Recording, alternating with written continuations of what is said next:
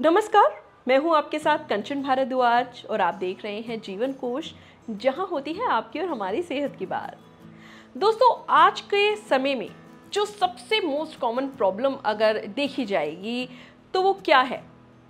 हर एक फैमिली में 1 से 2 जने उस प्रॉब्लम से पीड़ित रहते हैं और वो प्रॉब्लम है कॉन्स्टिपेशन, यानी कि कब्ज। अब बात करते हैं कि क्रॉनिक कॉन्स्टिपेशन क्या है। देखिए, क्रॉनिक कॉन्स्टिपेशन एक ऐसी कंडीशन होती है जिसमें आप हफ्ते में 1 बार या सिर्फ और सिर्फ 2 बार जा रहे हैं, या कई बार कॉन्स्टिपेशन में ये भी होता है कि आप रोज जा रहे हैं लेकिन पेट ढंग से साफ नहीं हो रहा है, स्टूल बहुत हार्ड आ रहा है।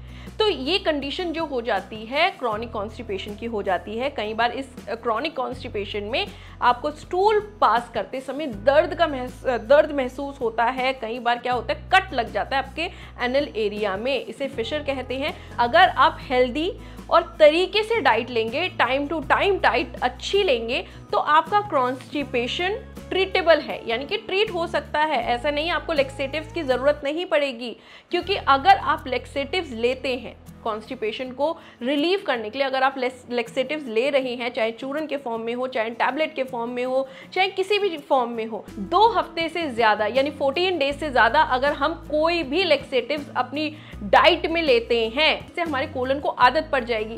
फिर जो उसकी रेगुलर बाउल मूवमेंट होती है ना, फिर वो खुद नहीं करेगा, वो लेक्सेटिव्स पर निर्भर हो जाएंगी। तो ऐसा ना हो, इसीलिए आपको अवॉइड करनी चाहिए लेक्सेटिव्स और हेल्दी डाइट की तरफ आपको जाना चाहिए। अब दोस्तों, हम यहाँ पर आपको बताएंगे कि आखिर क्रॉनिक कॉन्स्टिपेशन को ट्रीट करने के लिए एक हेल्दी डाइट क्या है। देखिए, कई लोग कहते हैं कि भाई कॉन्स्टिपेशन में दूध नहीं पीना चाहिए। क्यों? दूध से कॉन्स्टिपेशन बढ़ता है। लेकिन दोस्तों, यहाँ पर आप समझिए कि दूध से कॉन्स्टिपेशन नहीं बढ़ता है। उन लोगों को कॉन्स्टिपेशन की प्रॉब्लम दूध से ज्यादा होती है जिन्हें काउ मिल्क यानी गाय के दूध से के प्रोटीन से एलर्जी हो, उन लोगों को कॉन्स्टिपेशन होता है। अगर आपको दूध से कॉन्स्टिपेशन की प्रॉब्लम है तो आप काउ मिल्क छोड़कर बेफेलो मिल्क पर स्विच कर जाइए, भैंस के दूध पर स्विच कर जाइए, क्योंकि वो एक नेचुरल चिकनाहट देता है और नेचुरल लेक्सेटिव है जो आपके बाउल मूवमेंट को प्रमोट करेगा, जो आपके बाउल मूवमेंट को ठीक करेगा। आप दूध ले सकते हैं, पहले अपने ज़हन से ये बात निकाल दीजिए कि दूध से आपको कॉन्स्टिपेशन की दिक्कत है। अनलेस एंड अनटिल आपको लैक्टोज इंटॉलरेंस की प्रॉब्लम ना हो। अगर लैक्टोज इंटॉलरेंस है तो भाई दूध से तो प्रॉब्लम होगी ही। अब बात करते हैं कि भाई क्या ऐसी चीजें हमें अपनी डाइट में रखनी चाहिए। आप 1 ग्लास गुनगुना पानी लें, उसमें आधा चम्मच नींबू का रस, आधा चम्मच शहद मिलाएं और उसे बिना ब्रश करें, यानी सुबह उठते ही उसे पी लें। ये है आपका एक नेचुरल लेक्सेटिव्स। देखिए कितने सारे नेचुरल लेक्सेटिव्स हैं, तो क्यों हमें बाहर के प्रोडक्ट्स पे निर्भर रहना पड़े। आप इसको लीजिए, ये आपके बाउल मूवमेंट को अच्छा करेगा, आपका एक प्रेशर बनाएगा, आपको स्टूल पास करने के लिए प्रेशर बनाएगा। इसके बाद आप रात में भिगोए हुए काली किशमिश, ब्लैक रेजिन्स या अंजीर, दोनों में से कुछ भी आप ले सकते हैं। आप रात भर उसे भिगो दीजिए। अंजीर को आप भिगो के एज इट इज खा सकते हैं, लेकिन आपको ब्लैक रेजिन्स अगर आपको लेने हैं, क्योंकि ब्लैक रेजिन्स भी बहुत अच्छा कॉन्स्टिपेशन के लिए एक दवाई मानी जाती है। आपको ब्लैक रेजिन्स लेने हैं, 4 से 5 दाने रात में भिगोए, उसे निकाल लीजिए। अब दही के ऊपर का जो पानी होता है, जी हाँ, दही का ऊपर का जो पानी होता है, इसको आपको लेना है। इसमें करीब वो कितना 2 से 3 चम्मच वो पानी लीजिए, कूट लीजिए किशमिश को उस पानी में और उसको आप निगल लीजिए, उन किशमिश को उस पानी के साथ। लेकिन अगर आपको एसिडिटी की प्रॉब्लम है तो आप ये पानी ना लेकर आप ब्लैक रेजिन्स को एज इट इज निकल सकते हैं। क्यों? क्योंकि देखिए, जो दही का पानी होता है इसमें एसिड कंटेंट ज़्यादा होता है और जिन लोगों को एसिडिटी की प्रॉब्लम होती है उन्हें हो सकता है ये सूट ना करे, तो वो पानी के साथ या 2 चम्मच दूध के साथ ले सकते हैं। अब आपने ये दोनों चीज़ें ले ली, ठीक है। अब आपको जो भी वर्कआउट करना है, मेडिटेशन करना है, योगा करना है, आप आराम से करिए, आप फ्रेश अच्छे से होंगे। अब आपको ब्रेकफास्ट में लेना है परांठे ले लीजिए, उसके साथ दाल, अगर 1 परांठा तो 2 बाउल दाल या 2 बाउल सब्जी के ज़रूर लें। ओट्स ले सकते हैं या फिर दलिया ले सकते हैं, जो आपकी इच्छा हो आप वो लीजिए। आपको यहाँ पर ये समझना ज़रूरी है कि परांठे हम कम क्यों कह रहे हैं। परांठे या रोटी या कार्बोहाइड्रेट हम कम इसीलिए कह रहे हैं क्योंकि ये इनडाइजेस्टिव फाइबर होते हैं, इनसॉल्युबल फाइबर होते हैं। आप यहाँ पर ये भी क्वेश्चन उठा रहे होंगे कुछ लोग कि भाई फाइबर तो ज़रूरी है, लेकिन दोस्तों 2 तरह के फाइबर होते हैं, सॉल्युबल और इनसॉल्युबल। जो इनसॉल्युबल फाइबर है वो हमें अपनी डाइट में कम रखना है, क्योंकि ये डाइजेस्ट होने में थोड़ी सी परेशानी होती है, थोड़ा सा मतलब इनडाइजेस्टिव होते हैं ये फाइबर, और इसको अपनी हमें डाइट में कम रखना है। ये एक्चुअली क्या होता है ना, ये हमारे स्टूल के स्ट्रक्चर को बनाते हैं।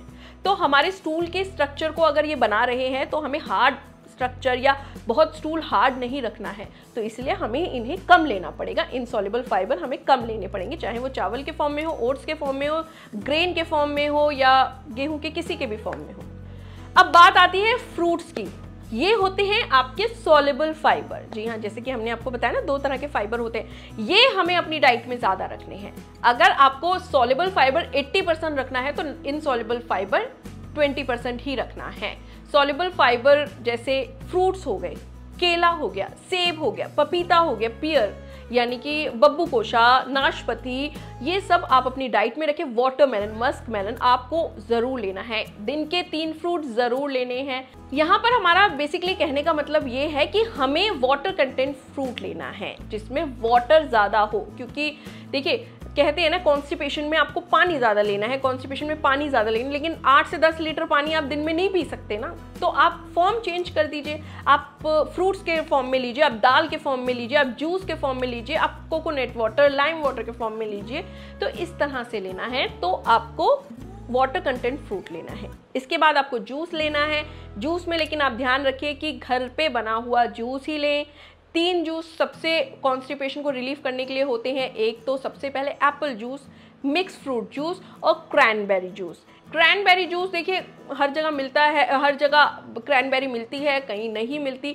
तो क्रैनबेरी को अगर छोड़ भी दें तो मिक्स फ्रूट जूस और ये वाला फ्रूट एप्पल फ्रूट आप ले सकते हैं। इसका जूस पीना बहुत ही ज़्यादा आपके लिए हेल्दी होगा। अब बारी आती है हमारे लंच की। लंच में हम क्या लें? लंच में आप दाल, चावल, रोटी, सब्जी, लेकिन इनके साथ आपको ज़रूर ध्यान रखना है दही, प्रोबायोटिक, जो हमारे इंटेस्टाइन के लिए बहुत अच्छे बैक्टीरियाज होते हैं, जो हमारे डाइजेस्टिव सिस्टम को अच्छा रखते हैं, हेल्दी रखते हैं, हमारे खाने को पचाने में काफ़ी हेल्प करते हैं। ये होते हैं प्रोबायोटिक, और ये आपको सबसे ज़्यादा किस में मिलेगा? दही में। तो आप दही, छाछ, लस्सी अपने दोपहर के खाने में इंक्लूड कीजिए।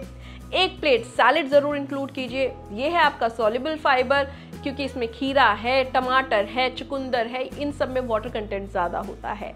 और दाल, चावल, रोटी आपको जो लेना है आप वो ले सकते हैं।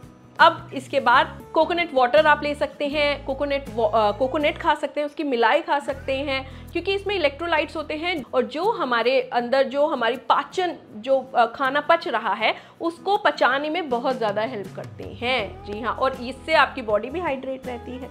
दिन में करीब आपको देखिए 3 से 4 लीटर पानी पीना है। इसका फॉर्म आप कैसे भी रख सकते हैं, जैसे कि मैंने आपको बताया। आप सब्जी ऐसी लीजिए जिसमें पानी हो, आप फ्रूट्स ऐसे लीजिए जिसमें पानी हो, जूस तो ले रहे हैं, कोकोनट वाटर ले रहे हैं। अब दोस्तों बारी आती है डिनर की। बहुत लोग कहते हैं कि भाई 7 बजे के बाद डिनर नहीं करना, लेकिन मैं ऐसा नहीं कहती। मैं आपको बोलती हूँ अगर आप कॉन्स्टिपेशन से पीड़ित हैं, अगर आपको क्रॉनिक कॉन्स्टिपेशन है, तो आपको खाना अच्छा रखना है अपना। क्यों? क्योंकि कॉन्स्टिपेशन को सुबह अगर आपको फ्रेश होना है तो प्रेशर कैसे जनरेट होगा जब आप रात में ही खाना अच्छा नहीं खाएंगे।